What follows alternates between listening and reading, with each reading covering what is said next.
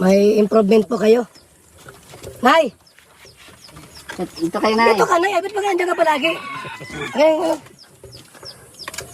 Ano number to? Ito. Ipakita mo yung ako yung number. Ayan. Ano number yan, Nay?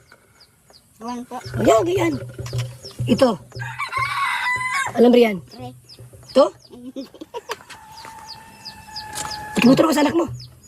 Anong number mo? Sabi mo na, ano number to? Ma, number to yan. Ano? Sabi mo. Nay, ano number to?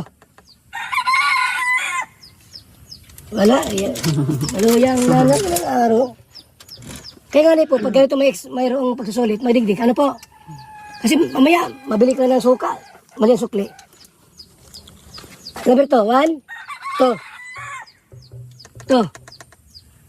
Ilan yan? Ilan yon? Nay, ilan to? 1 tapos 3. Ano sunod sa 1? 1? Ito. 4. Ano tayo? Hindi yung tinuro na number na, hindi yung... 1, 2, 3, 4, 5, 6, 7, 8, 9, 10. Sige, ulitin. Ano number to?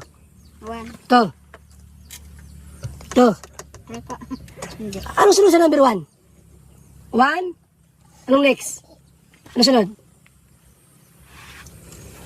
Maluya itong matandang ito. Eh sabi ko sa inyo ay dapat pagka nandito kayo. Ano sunod sa number 1 ay?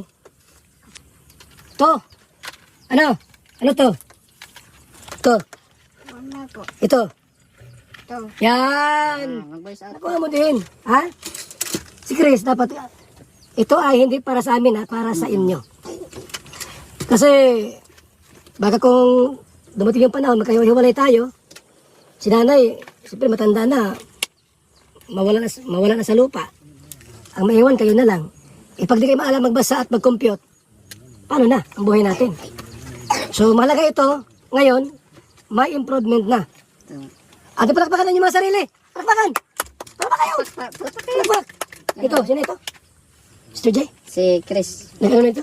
Hindi pa. Hindi pa siyang nag-cooperate ko yun. Hindi pa? Hindi pa siya nag-cooperate.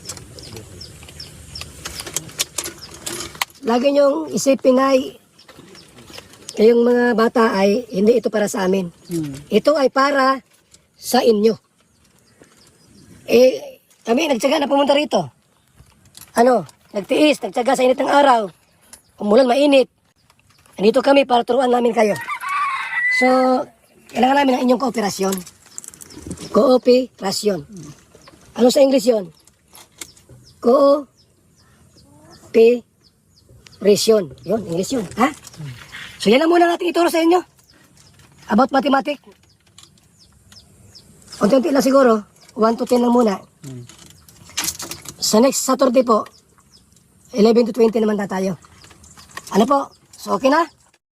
Nakakaawa naman po ang kalagayan ni nanay, kasi kahit po pagbilang ay hindi marunong. Mabuti na lang at nandyan sila Kuya Val na handang tumulong para turuan po sila. Kaya nga naiinis po si Kuya sa kanila, kasi napansin niya po kay nanay na walang alam po kahit nga magsulat ay hirap po. Kaya ang gusto po ni Kuya Val na kapag nandyan sila, ay wag magtago para matuto sila, paano na lang kung bumili sila. Tapos hindi marunong magbilang ng sukli, yan po ang mahirap talaga ang walang alam. Mabuti na lang si Melissa at Bea ay kahit po papano natututo na sila.